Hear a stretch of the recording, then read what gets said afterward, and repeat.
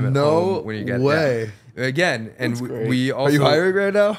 We were one of the first companies to pay for psychedelic therapy. I mean, this was years ago. And we've had, like, every time I have a psychedelic experience, I would do ayahuasca and I would come back to the office. I would tell everyone about my experience. We've had quite a few people that go off and do ayahuasca or ketamine or MDMA. Dan Fried, co-founder of Thesis, has emerged as a pioneering force in the wellness space by developing personalized supplements designed to enhance cognitive function. His journey is marked by overcoming early challenges such as an ADHD diagnosis at the age of 6 and dropping out of high school at 16. After years of working in elite kitchens, including a Michelin-3-star restaurant in France, Dan discovered his passion for brain-enhancing compounds while pursuing higher education. This led him to co-found Thesis, a company that recently secured $13.5 million in funding. In this episode, we dive into Dan's extraordinary path from a troubled youth to a thriving entrepreneur. He reflects on the key turning points that influenced his career, including how nootropics played a crucial role in his academic and professional achievements.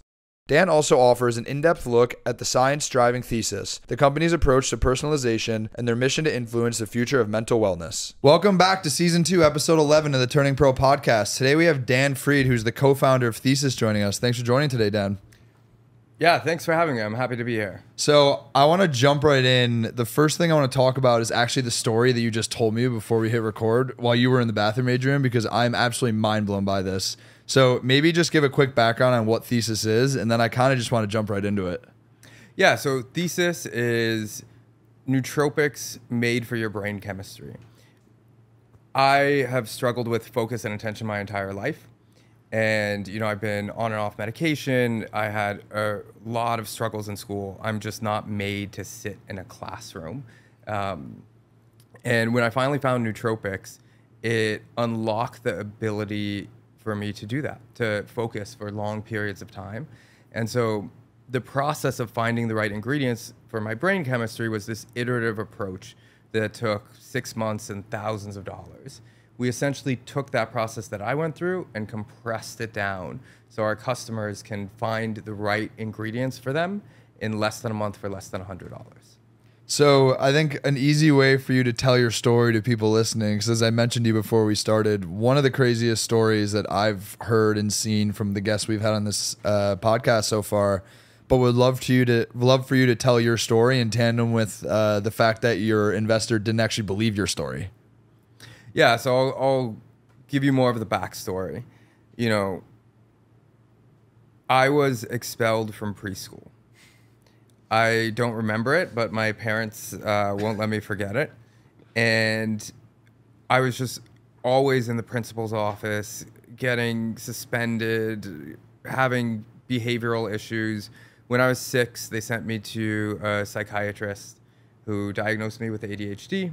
This was the late 80s, so the go-to was Ritalin. They said, you need to put this kid on a lot of meds.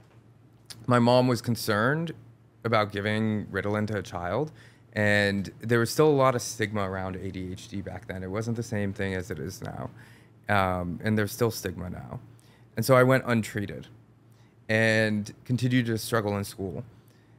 By the time I was 16, I was failing all my classes and ended up dropping out of high school.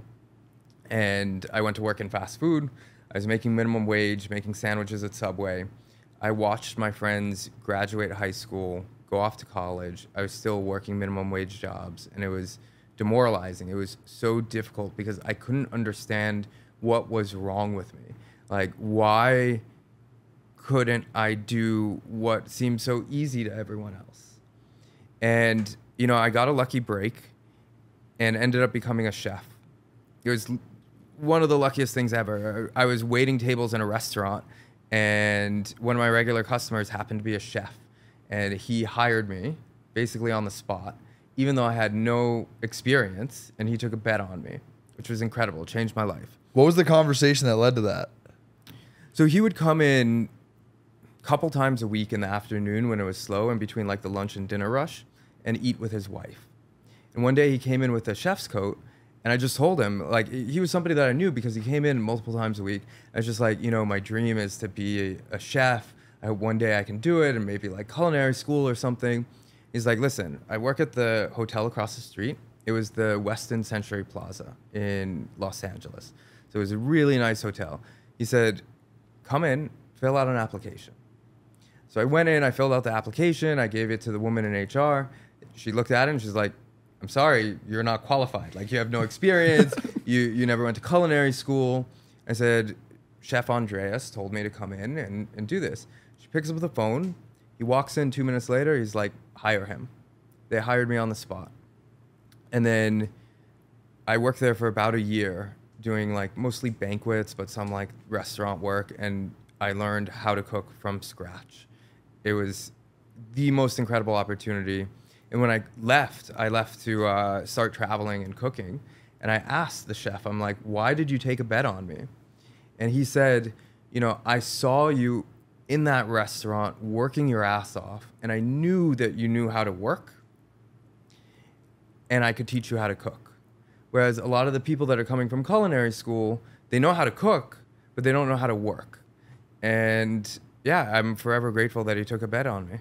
How have you taken that lesson and that learning and apply it to Thesis as you've hired, I'm sure, dozens and dozens of people? I do that all the time. I mean, it's ingrained in our culture. We call it like placing bets on people. If I am not qualified for my job now, nobody would hire me to be a CEO of a company that's growing at our rate. And just recognizing that, and you know, the core foundation of what we do at Thesis is like our culture is built around growth.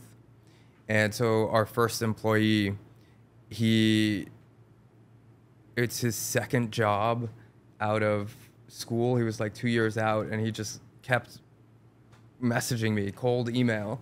And he was with us for 3.5 years, and he was basically at a director level.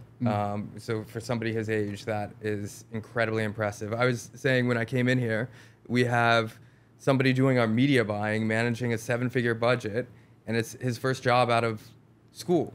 Out of college? Yeah. Wow. Literally, he started as an intern right out of college, and he's been with us ever since, and he's grown so much. And that's probably one of the best things about what I do, is that I can place bets in people now. And, you know, it's one way that I can pay back the people that did that for me. So you meet the chef, you become a chef for a year, and then what happens? Then I traveled internationally for 10 years. Once I got into cooking, the type of focus that you need to excel in a kitchen is completely different than what you need in a classroom. And I was good at something for the first time in my life, and like really good at it. It was always my dream to work in a Michelin-3-star. And so I started traveling and cooking, and I would do a contract for 6 months or a year, and then I would move to another country. And so in my mid-20s, I think I was 23, 24, I was working in France, and I was at a big hotel chain, and I was about to become an executive chef. And I said, I knew that if I took the role of executive chef, I would never work in a Michelin-3-star. So I said, you know, like, I want to go after my dream. I don't care what it costs. And I applied to every single Michelin-3-star restaurant in France. Every day off I had, I would just walk into the kitchen, and I would say, who's the chef? And try to talk to them and pitch them. I got laughed at. I had people who thought I was like crazy, and just rejection after rejection, until one person gave me a shot and they hired me. I went from being a sous chef, so like second in command of a hotel, to being a commis, which is the lowest, like peeling potatoes. It's the lowest paid position above a stagiaire. In 1 year, I got promoted 4 times and made it to saucier, which that was my dream. Saucier is the most technically skilled position in a restaurant. And to do that at a Michelin-3-star restaurant in France was like, that was it. And then from that moment, were you like, okay, I got to get into e-commerce? Because I know this is a personal pain point for you. From that moment, I became incredibly miserable. I burnt out. It was, I don't know, quarter life crisis or something. I had a couple of really bad things happen to me. And when you achieve your dream and you're that miserable, it's also like brutal work environment, working nonstop, high pressure, screaming, yelling in the kitchen. And so when I burnt out, I bought a one-way ticket to Thailand and spent a year there. And then took a couple more twists and turns. And, you know, in my late 20s, I just realized that I couldn't cook anymore. At that point, I was an executive sous chef on a cruise ship. I couldn't imagine doing that for the rest of my life. I saw what the chef's quality of life was. I was already starting to burn out. I mean, on the ships, we were doing 100 hours a week, 7 days straight for 6 months at a time. And high volume of food, right, on cruise Yeah, ships. I mean, What? thousands of meals, yeah. So, like, when you talk about nootropics and stuff, at that time, I was an executive sous chef. I had the key to this refrigerator full of Red Bulls. That's it. It was like a gigantic fridge full of Red Bulls. And I was in charge of, you know, 30 to 50 chefs, depending on what my rotation was. And I would just get Red Bulls and start passing them out to everybody. I mean, everybody's like sleep deprived and working nonstop. And my body just couldn't take it. I was like, it was such a struggle to get through those contracts. At the end of 6 months, I felt like I was dead. Like I would have to go. I would usually travel, and I would just take a week to recover before I could like go out. And that's when I decided it might be time to switch careers. I didn't know exactly what I wanted to do, but every path that I tried to take, people wouldn't give me a chance. You have to remember, I had no high school diploma, never took the SATs, no undergrad. And so that's when that and a couple of other things, I decided to go back to school. I thought that would give me the credibility and ease going into another career. I wanted to get an MBA, which again is pretty crazy because I didn't have an undergrad. I found a school in the UK. They agreed to admit me based off of my like unique background if I could score in the 80th percentile on the GMAT. So I got a book and I started studying. It felt like I was back in 10th grade. I just couldn't sit still. I remember like the first time trying to take a practice test and I just couldn't do it. It was like hours and I would be like doing something and then forget what I'm doing and I'm like staring out and daydreaming, and it was such a painful thing because I had never done that successfully and I hadn't been in a classroom for 10 years at that point. So instead of giving up, I was just like, I was desperate. I would do anything to get over this goal. And so I started, you know, cold showers, keto, fasting, workout routines, really going into what can unlock focus for me. And I had heard about nootropics. This was more than 12 years ago now. So I heard about it on a study forum, went out, bought everything I could find. You know, so I was buying things like that you could find in CVS, and I was also buying products from like Russia and Mexico, and I was just trying everything. It took me a while, but I found a couple ingredients that worked. And then when I figured out how to combine them into a formula, the results were life-changing. So whereas before it would take every ounce of energy just to sit there and try to stay on task, with nootropics, it was like I could just get absorbed into studying, and an hour, 2 hours would go by and I would be fine. You know, when I took the GMAT, I ended up scoring in the 99th percentile, which surprised the hell out of me. Wow. Yeah.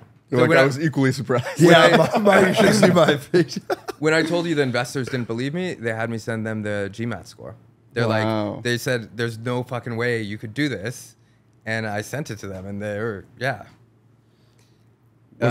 Was this at all influenced? Like your story reminds me so much of like the 4-hour work week and Brain Quicken, like Tim Ferriss starting his first supplement company that I think was a nootropics company. Yeah. It was not. I still have not read that book. I'm a huge fan of Tim Ferriss, and I've heard it's a great book. It was just honestly a lot of luck. I had no idea what I was doing during any of this. I had no idea I wasn't trying to go to a good school. Actually, after I was going to go to the school in the UK, and it was like a no-name school, but I was happy. I didn't even know what an Ivy League school was. Okay, that's how like I had no concept of like higher education because I had never taken the SAT. And then I had transitioned from being a chef after I took the GMAT, and so I was like looking for jobs while I applied to schools. The highest paying job I could get was a GMAT tutor. Because there's this one company that said all of our GMAT tutors scored 99th percentile. And that was like their marketing value proposition. So I got that job just because of my GMAT score. And now I'm tutoring these people who are applying to Harvard, Stanford, Wharton. I'm like, wait, I'm tutoring these people. Why can't I do that? And that's when I started like really going after it and starting to apply to some of the best schools in the world. And again, just like the Michelin-3-star, one of them let me in. I'm so fascinated about this backstory, especially coming from the service industry. Even at the top level of, like, I guess, the like high culinary world, it's still incredibly grueling. And there are so many people that you and I both know that went to Columbia undergrad and then McKinsey for 2 years and then grad school at HBS or something for a couple of years and then raised capital and started a DTC brand. Maybe this was like 6-7 years ago or something like that, versus the background that you're coming from. And so I want to hear more about taking some of those, not just early learnings on betting on people, but you've gone through it. Long hours, dealing with getting yelled at, getting rejected. Walk us through, kind of like fast forwarding to today, how some of that grit kind of spills into how you build a company and how you've scaled it.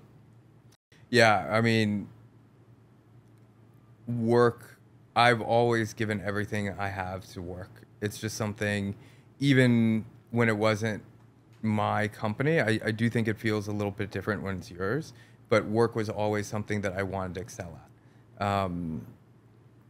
I think my job now compared to being a chef, it's different, but they were both incredibly difficult. This challenges me in different ways, but coming from that environment, I don't do 100-hour work weeks now. I get sleep. I get to go to the gym, to do all these things. I don't have to sacrifice my health in the way that I did then. I think that was a really great experience. I think a lot of the culinary industry is one of the few where at a really young age, I managed a lot of people. By the time I was 25, I was comfortable managing 50 people. I had already understood how to hire people, how to let people go. It's very different in the context of a kitchen. It's, you know, for one thing, as a chef, I deeply understood what everybody underneath me did.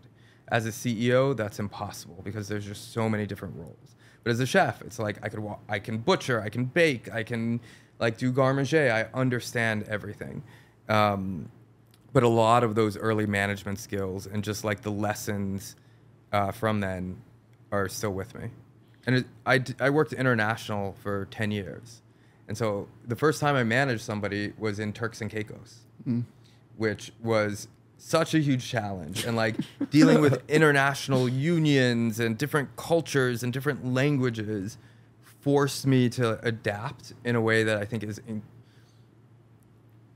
one of the things about a startup is you constantly have to adapt. The company changes so fast. And those early years taught me that. So you went to Yale, correct? Yeah, so I went to INSEAD to do my MBA, and then I really enjoyed school. That was a surprise to me. So ironic. Yeah, it was crazy. I was somebody who I hated going to school, and I loved it. And so I wanted to do more, and I got offered a partial scholarship to do another master's degree at Yale, which was basically a year to indulge in my intellectual curiosity.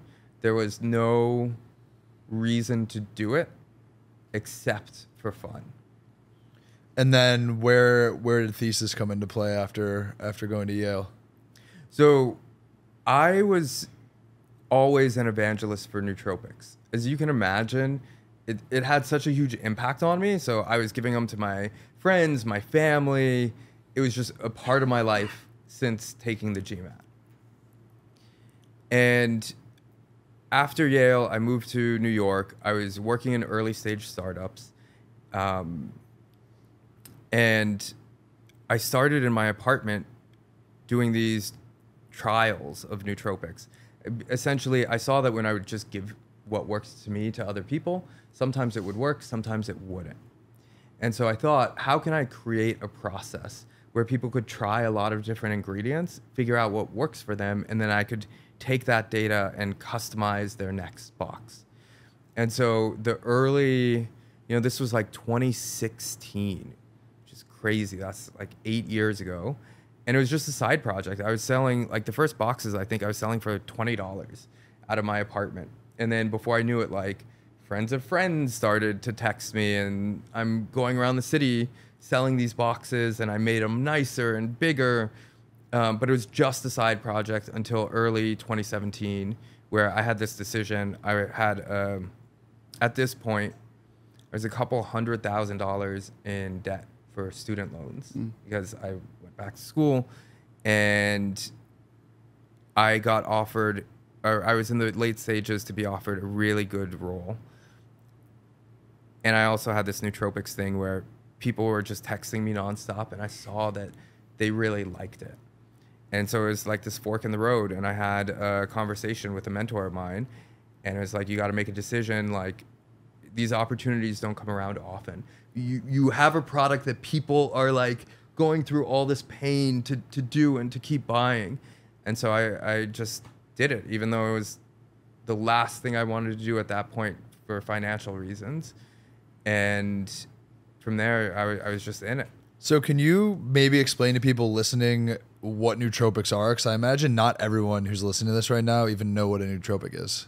Yeah, so nootropics are ingredients that impact essentially the levels of neurotransmitters in the synapses of the human brain. There are other mechanisms of action, but that's the primary one. So, I can show you some of our products. Essentially, this is a starter kit.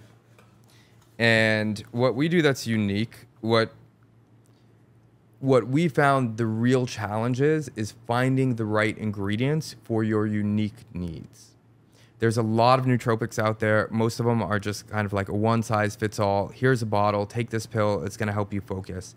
But my brain is different from your brain. Not everyone has the same needs. It's logic, motivation, clarity. Is that right? Yeah, those are some of ours. So this is, I brought you, I think, all of our products, but this is only 4 of them here. So you can see. I have it in my seen them room. in your I was room. like trying to remember what the 4. Each one of these. So I took Confidence this morning, which is not in this box. When I do podcasts, I usually do Confidence. Confidence is geared towards serotonin and GABA. I used to have a lot of difficulty public speaking. I've done a lot of work on it, but I still get a little anxious. Confidence just soothes my nerves, makes me more articulate, kind of verbal fluency. Clarity is another one of my go-tos. So for example, this has 7,8-dihydroxyflavone, which mimics BDNF. It essentially can cross the blood-brain barrier and mimic BDNF. It allows people to focus and enhances memory. I want to talk about some of the routines that you pair with these, right? Because I think a lot of the time that people, like when we had Michael from Ketone IQ on, and sometimes my first reaction when I see things like this or caffeine pills or different nootropics, I'm like, I can sleep 4 hours and I'll take one of these and I'll get right in the zone. And so walk me through how you think about sleep, exercise, diet, and then layer these on top to get to kind of that optimal state for you. Yeah, so my view on it is slightly different from a lot of people. Nootropics are a cornerstone habit for me. So I don't think that I could succeed at the job I have today. I sit in front of a laptop for most of the day without nootropics. My brain just can't do it. That being said, there's no magic pill. So it's not one thing in isolation. Nootropics kind of like gave me the momentum that I could develop healthy habits. And that's where kind of like that exponential growth comes from. So obviously going to the gym, eating healthy, Nootropics also kind of opened up this experimentation thing for me. I'm constantly doing different types of peptides. I love experimenting. And so I'm constantly cycling through different things. I think the behavioral interventions, you can't get the types of results that I've gotten without significant behavioral interventions. I also think nootropics, being that cornerstone habit, gave me the ability to really develop those habits. Otherwise, in the past, I would want to do things and I would just never make any progress. I want to talk a bit about the ads that I see targeted on Instagram and Facebook and whatever platforms I'm on. And yeah, I think Instagram, it's like every 3 or 4, say like on your stories when you're clicking through. And as I'm clicking through, maybe in the morning and I'm seeing ads, I'll see, little things for like a new type of shoe. And I'm like, I don't really need that. It would be cool, but I don't need it. A new type of t-shirt. I'm like, I have t-shirts. I don't know if I need that. And then when I see your ads, it leans so specifically into just, I think, a pain point that everyone feels. And I'm sure as a company, you guys feel this. Like, it's a real pain reliever versus just like a nice to have another t-shirt. And so walk me through. I'm curious. I feel like it'd be so fun to be the founder of a company that's really providing something that solves a pain point versus another backpack, another candle. It is. So one thing I'll say, nootropics are not for everyone. For me, this is a must-have. When COVID hit, this actually surprised me. We had quite a few customers that messaged us and were like, I want a year supply. We had people that were like, hey, I moved back to Europe. Can you ship me 6 months worth? It was like, that's where it's at. Like, right up there with toilet paper. Like, holy shit, I need this. That's crazy. A year's supply. But, going back to my childhood, my sister, she's a doctor. Growing up, she never struggled the way that I did. She would just come home. She would sit down and do her homework for hours. Like, as soon as she got home, and it's crazy that we are siblings. There are a lot of people that just don't struggle. I think that there's fewer and fewer because you have macro trends like TikTok, smartphones, work from home, where there's more distractions, more things vying for your attention. But they aren't for everyone. Not everyone struggles. What keeps me going. So starting a company is incredibly difficult. I remember we closed our Series A last year, and there were some like just brutal, like you're getting rejections, it's all day in meetings and all night doing like models and trying to get investor stuff. And I would just sit back and I would read the testimonials. And, we get reviews. We also get people that are just so moved that they send letters. One person got into their PhD program that was like their dream. One person, this was actually really recent. He's a composer. He composed music on the creativity formula.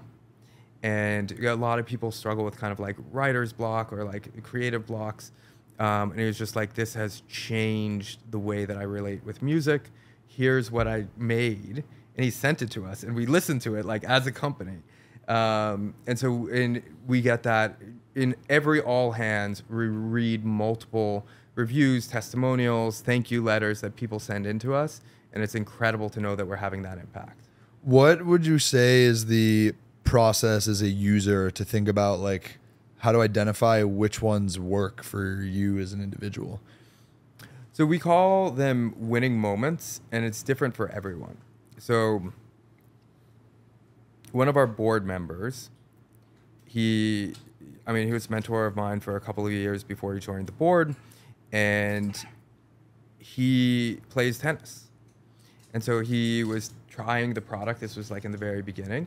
And he said, Dan, I was in this tennis game and it was like the best of my life. I don't know what was happening, but it was just like everything was slow motion. I could feel everything in a way that I've never felt before. And it was incredible. Clarity was his blend. And I don't play tennis. I haven't had an experience like that. Another one is just, people don't even notice the results. So that's like a winning moment where somebody just has this click where it's like, holy shit, something's here. Other ones are, you know,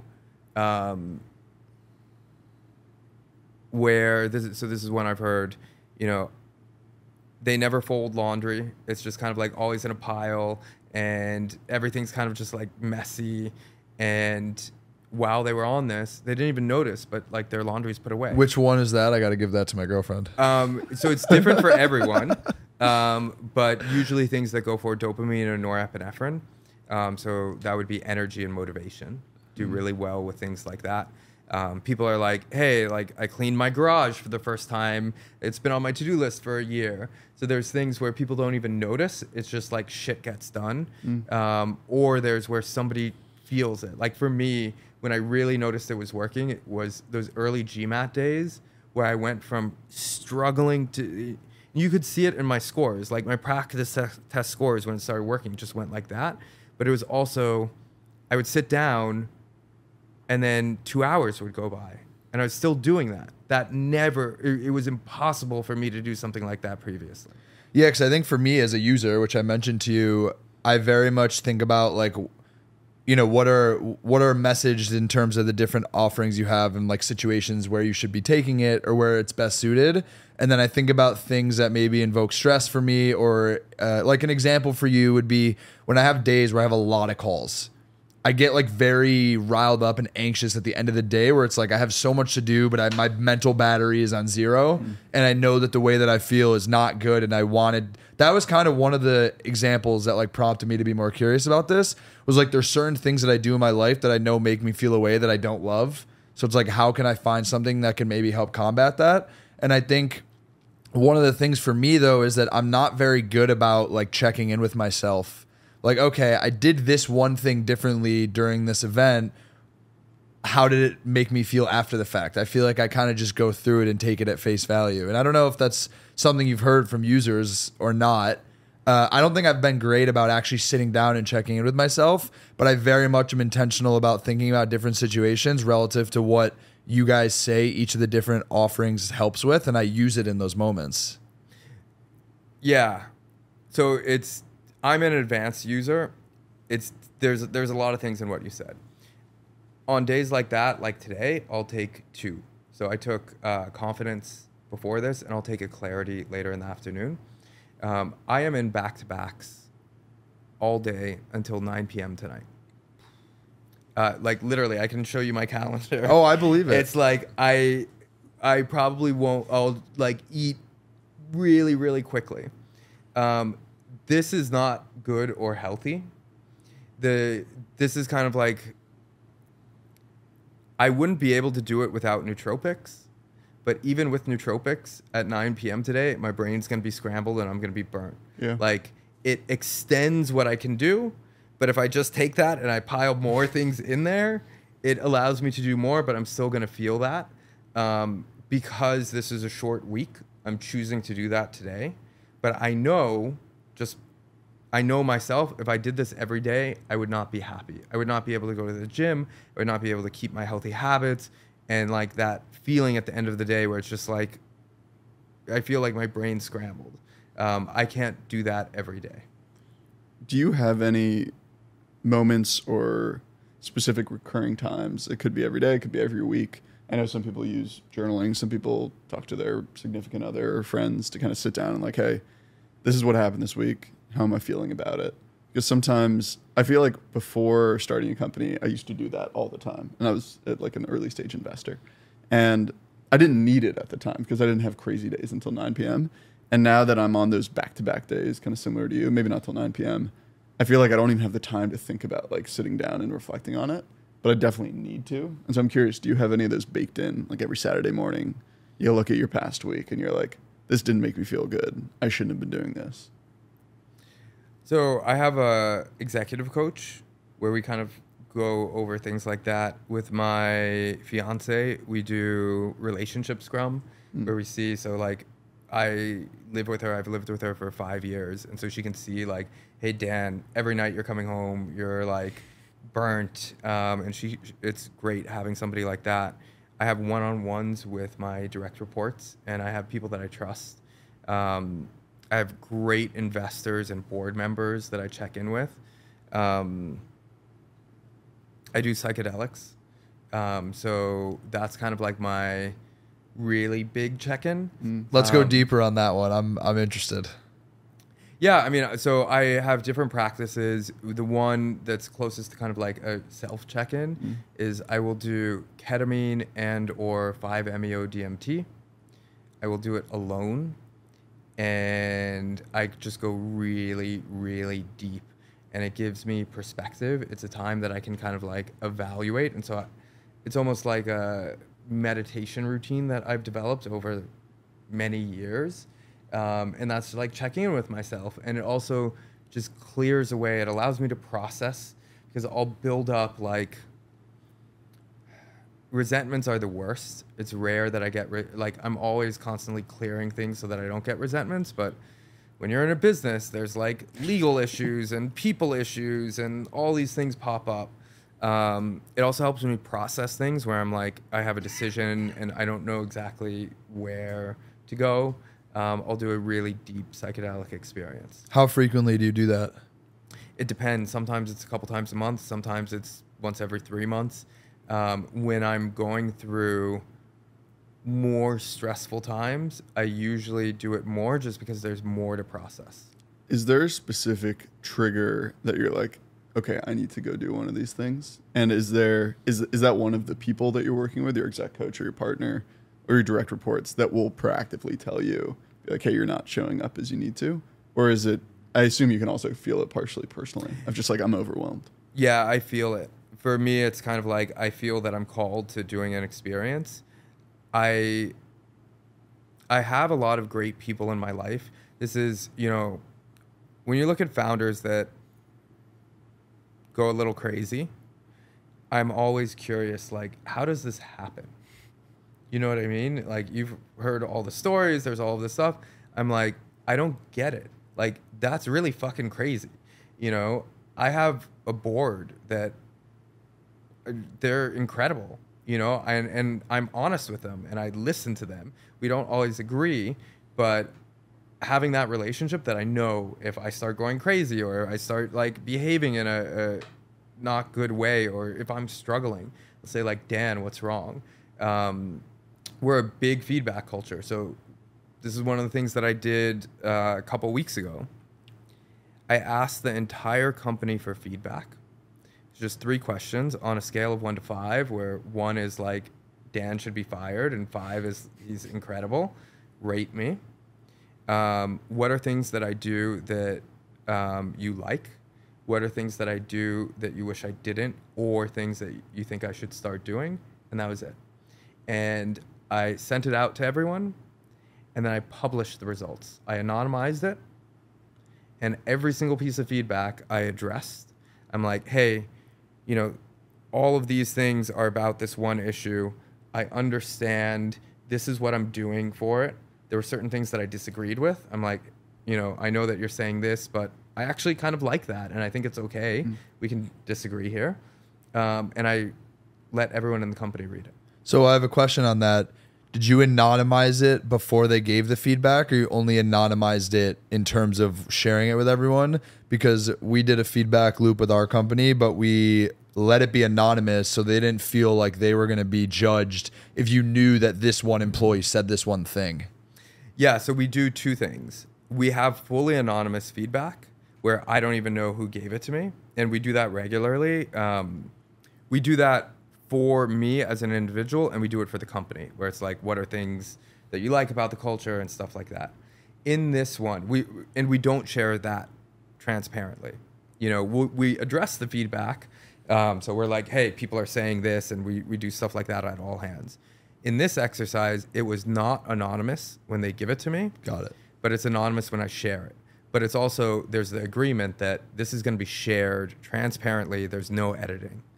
And that's a different type of doing it. But it shows them that I'm really receptive. Even though it's not anonymous, there was some pretty strong feedback in there. That's an amazing thing to do as a leader. I think there's a lot of people who like the idea of being able to do that, but don't have the courage to face the reality of maybe what people think about them. It's terrifying. So good for you for doing that. That's crazy. Yeah, I mean, it's really helpful. I have a question about your leadership style. I think when things are going right in any of our businesses, sometimes it's easy to be more kumbaya, you know, let's make sure everyone's happy. Maybe you just closed a big funding round or you're growing like crazy. And it's easy not to let things slip, but everyone's getting along, everything's going well. And then there's the more wartime where it's like, this business may die soon. And have you found kind of like an intermediate where you're always carrying a bit of both? Or do you kind of shift between different styles? So when things aren't going well, it's tough. Like, it's a very different type of environment. So we're profitable for most of the lifetime of the company. There's been several times where we burned money, and it's okay. It depends on kind of like what we're doing. And sometimes it was just like shit was going really, really bad, and that's why we were burning. When you're EBITDA positive, it takes a lot of stress off there. Like, you see and not just EBITDA positive, we're cash flow positive. So when you see the bank account going up every month, it's a really, really comforting thing, and it gives you a lot more flexibility. It's like, oh shit, we fucked up. We lost a lot of money, but we still have a lot of money, and like, it's coming in. Yeah. It's a different mindset when it shifts. One of the biggest things that I've learned, it's never okay to tolerate mediocrity. I think a lot of people, like, there's the ends of the spectrum where it's like, okay, like, this is really not good, and it's a pain point that whether it's like a particular employee or team member, or it's like a situation, when it's way over here, people are like, holy shit, we got to address this. The thing that is a blind spot, and it's still something that I'm working on, is where, yeah, it's okay. It's not really doing anything bad. It's just not great. Yeah. And when things are going well and you have mediocrity like that, not addressing it is always a mistake. It's like, I see that a lot in other people's companies, and I advise other startups now. And that's something that I always try to be proactive on. I want to talk a little bit about Adderall. Yeah. So I think it's something that is very accessible in today's culture. I think there are a lot of kids who use it when they shouldn't be. I think there's this preconceived notion that, oh, I can't focus, so if I just take Adderall, now I can focus. I want to maybe just dive a little bit more into the details in terms of like what that's actually doing to your brain, because I'm going to go off on a whim and say that a lot of people listening to this take it and probably weren't actually legally prescribed it. So would love to get your thoughts just on that as a broader topic. Yeah, I mean, I've been on and off medication for decades. I don't take it anymore. I'm very fortunate that Thesis is all I need to really be successful. It gets me kind of everything I need with none of the side effects. With Adderall, it works. It's a highly effective medication for ADHD. For me, the reason why I don't take it is the side effects outweigh the benefits. And, you know, I like to joke that Adderall should come with a warning label, may cause you to become an asshole. I am highly productive, but a miserable human being that nobody wants to be around. And I remember like looking at the pill in the morning, and it's like, I can either take this and I know that I'm going to be productive, and I'm like, as long as I work on the stuff that I'm supposed to work on, I'll get a lot of shit done. But I'm not going to want to go out at night. I'm not going to, like, I know that crash feeling where I just want to come home, sit in a dark room. And I just didn't want to live like that. I also noticed that when I take it for extended periods of time, it doesn't actually help my productivity, because I'm in that constant like crash cycle. It hurts my productivity. For people who are taking Adderall, we have a second product, which I also brought for you. So this is Thesis. Thesis is meant to be taken alongside stimulants. Stimulants can be anything from coffee to some of the stronger prescriptions. And essentially,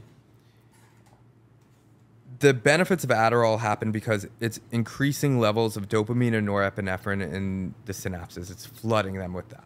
That's also why you get this kind of euphoria, especially when you start taking it. And it feels like, you know, boring shit that it's really hard to do. You can just like dive into it because you have this flood of dopamine.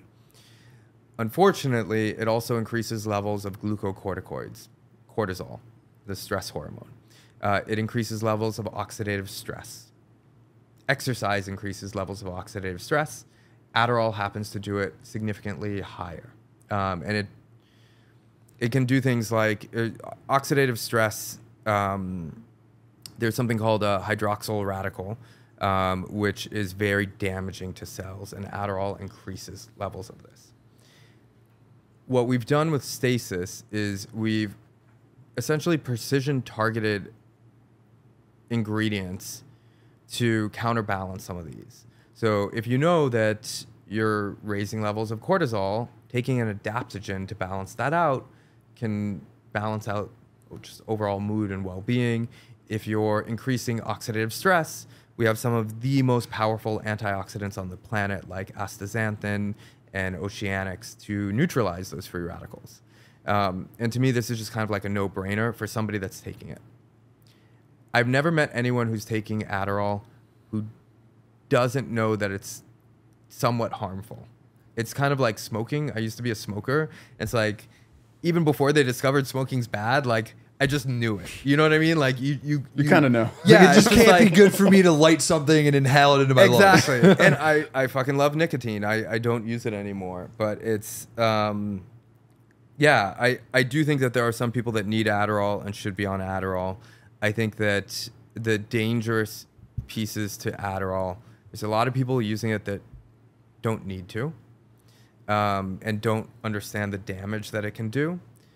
There's a lot of people taking multiple psychoactive medications, which I'm strongly against. I think it should only be used in the most severe cases. So when I say that, people taking Adderall in the morning, then Ambien or Xanax at night, people taking anti-anxiety, antidepressants, because, you know, and this is a common path. Somebody will start taking Ritalin, Adderall, Vyvanse. A couple years later, hey, I'm a little depressed. Hey, I'm a little anxious. I can't sleep. And then they start mixing more medication. And before you know it, people are taking like a handful of psychoactive meds, and that just can be extremely dangerous. And then there's the dose creep. So a lot of people, they'll start on 5-10 milligrams, then it's 20, then it's 40. I've talked to people legally prescribed 90 milligrams. Per day. Per day. I thought 5 to 10 was like the... My friends that use it, I think, are around 10, I think. I know a couple of people who... I had one girlfriend who was at 70. Yep. But she didn't know like what that actually means on like a relative scale, like not realizing that the person next to you is taking 5 milligrams a day and a doctor told you that you should be taking 70, so you just like take it. I think the thing that I've been most surprised about Adderall is that I have a number of friends that take it and don't tell me. Not that they need to or anything like that, but usually when people are smoking or vaping, you can kind of tell. Or if people are taking like Klonopin or Ambien or something, like you can kind of tell because they're knocking out early or something like that. But when we first met, I don't know, 3-4 years ago or something, it was funny. I was living with, it was a group of 4 of us living in Williamsburg.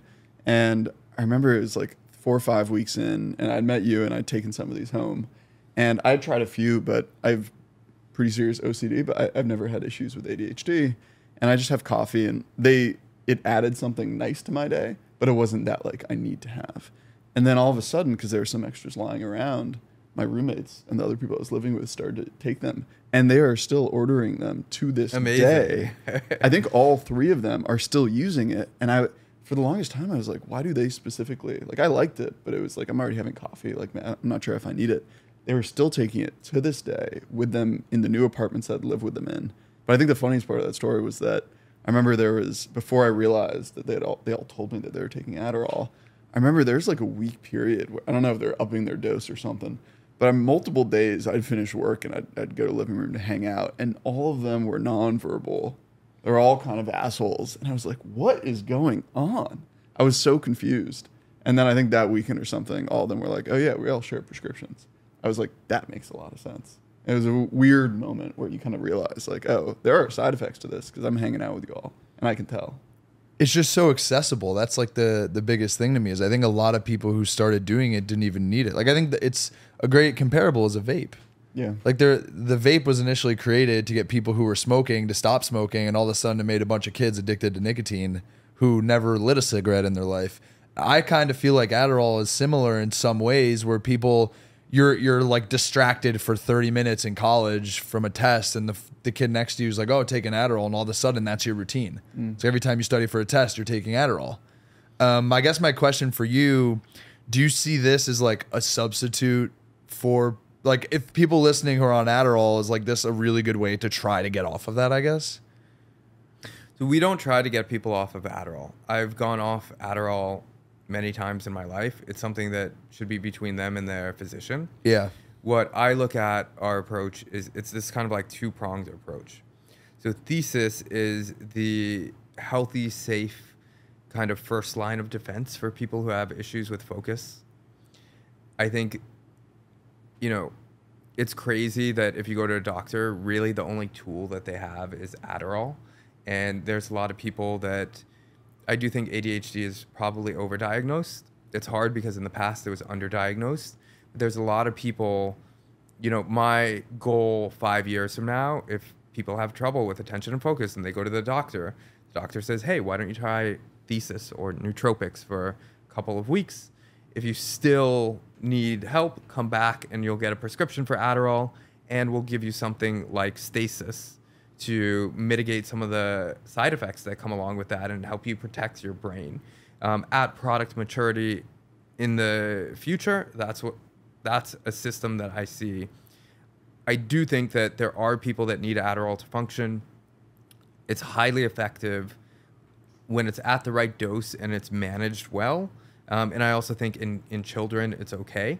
I just think in practice, when you see how the population's taking it, people who don't need it, taking it on a as-needed basis, people taking way too much, mixing it with other things, it's doing more harm than good. What about the relationship with antidepressants? How do nootropics play in with that, if at all? I feel like this is like an education class for me right now. Yeah, so I also have had different periods of depression in my life, and I've been on and off antidepressants before. I have not taken antidepressants since I started doing ketamine, which was probably like six or 7 years ago when I started doing it as a part of my practice. At-home ketamine or like going to the doctor's office, IV? I do at-home intravenous ketamine. How did that, was it like you were taking antidepressants and then you started ketamine and then stopped, or it's like you stopped antidepressants, were trying to figure out a way to like combat that and then started ketamine? No, so I suffer from bouts of depression every couple of years. Okay. So like when I mentioned when I quit the Michelin-3-star and took a one-way ticket to Thailand, I went through a severe depression for a couple of months, and antidepressants got me out of it. I would only take them for a couple of months until I can like get out of bed, get my life together, and then I would go off of them. And that's happened a handful of times in my life. And the last time I felt myself going down that, because I can kind of like feel my mood and my body's changing. When I was at Yale, they were doing the ketamine trials, and I knew the attending psychiatrist who was involved in them. And I just remember her telling me, like, this is life-changing. She was at the inpatient ward, and she was saying, like, it's incredible how this turns people around. So I read the clinicals myself, and then I replicated them. And I was just like, okay, I'm going on this ketamine profile. That was an intramuscular thing, and I just followed exactly what it said. And it changed my mood. And so I developed a practice with ketamine that is healthy and used in a really good way. And since then, I haven't had a bout of depression. Wow. Of my friends that have taken either some of there's like all those at-home ketamine. Yeah, there's tons of them. And they usually start on those, and then they start going in clinic and doing intravenous for like, you go for a few hours or something. Like New Life, I think they have some versions of that. And I've only seen positive results. It's really incredible. I'm sure there are bad results here and there, but of my friends and small sample pool of like 10, it's pretty incredible what I've seen. So ketamine's the only drug that I do that has addictive potential. So like most psychedelics don't You can be like psychologically addicted, but it's very, very rare. Ketamine, I think, I don't know anyone that's really had a bad trip. I know some people that have had negative experiences, but not really negative. I know a couple people that have gotten addicted. It's Like chemically nicotine addicted, or where they're doing it every day. And and ketamine is incredibly harmful. You build a very high tolerance. So for context, there are some people that do the entire amount of ketamine that I would do in a year, they do it in a day. And that's very damaging to your brain, to your bladder, has tons of permanent and harmful side effects. It's rare. I mean, I'm a huge proponent of ketamine. I think there's a lot of, it should be available through telehealth. I think there's a lot of great clinics that use it. It's just being aware that it can be addictive for some people. where should, I think there are a lot of folks, especially kind of like late 20s that have maybe been through a couple career transitions. That's also our age, so we have these conversations a lot, of friends that, you know, they've obviously heard of nicotine because people smoke when they're going out, but around ketamine, around MDMA, around Adderall, around antidepressants, obviously PSA, this is not a medical show, don't trust us, but where should people go when they're interested in those compounds? Because if they go to a physician and ask, how should I think through ketamine, they may not give you a good answer. Like, where can people go to learn about this stuff? That's not just some podcast. Yeah, it's tough. I mean, there's great information sites out there. Third Wave is a good one. Paul Austin does a great job of putting out really clear information. The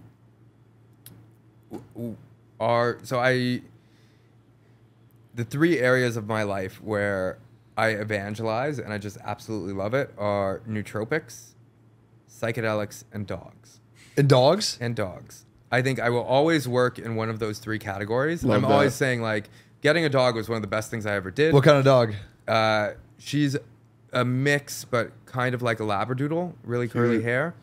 We actually have a thing where we had a stipend for anyone at the company who wants to get a dog. We would subsidize it, and we have paternity leave so that you can spend time at home when you get way. Yeah. Again, and That's great. we also... Are you hiring right now? We were one of the first companies to pay for psychedelic therapy.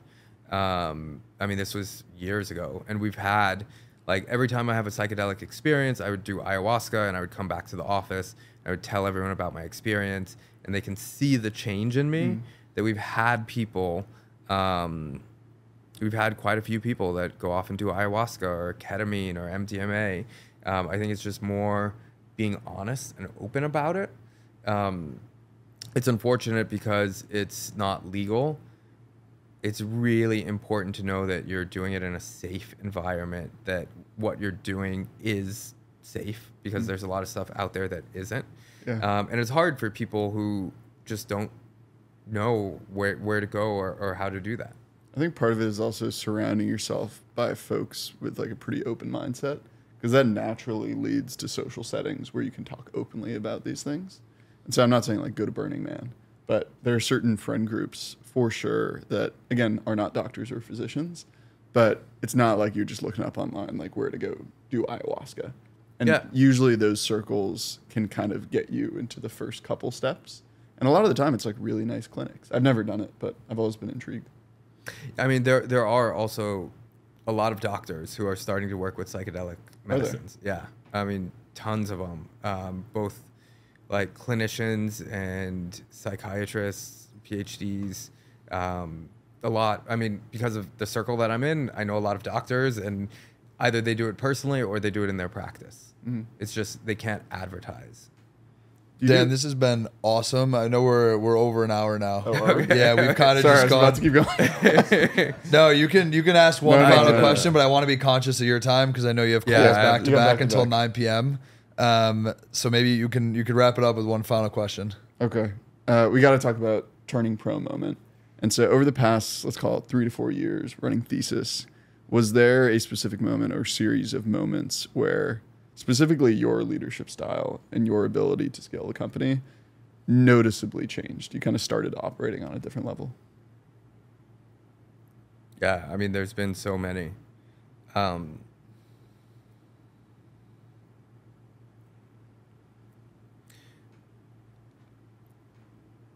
one of the things about the company is it changed me fundamentally as a human being, and it's constantly doing it in a way that, like, I look at it as it's turning me into who I want to become.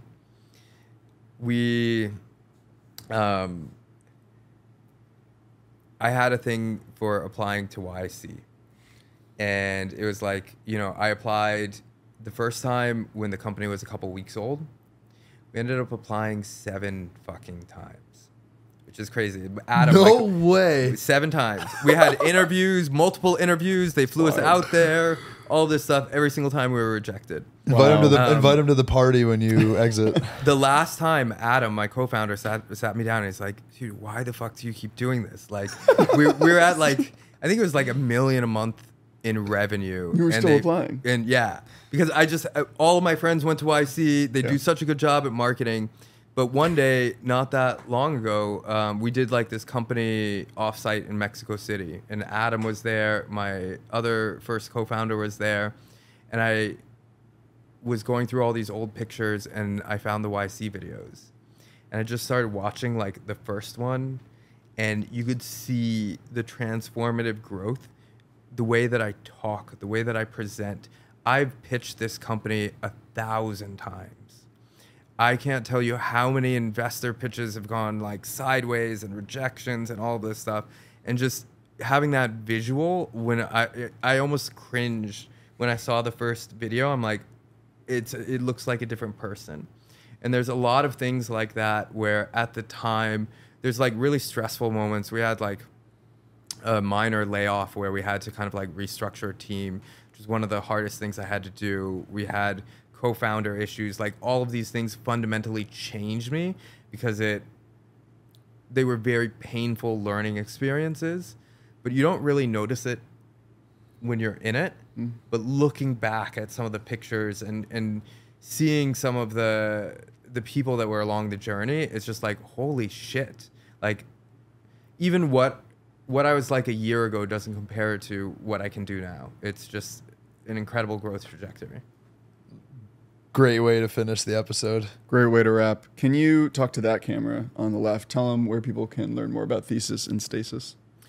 So you can go to takethesis.com, and if you want to find the right blend for you, we have an easy quiz that will point you in the right direction to getting your first starter kit.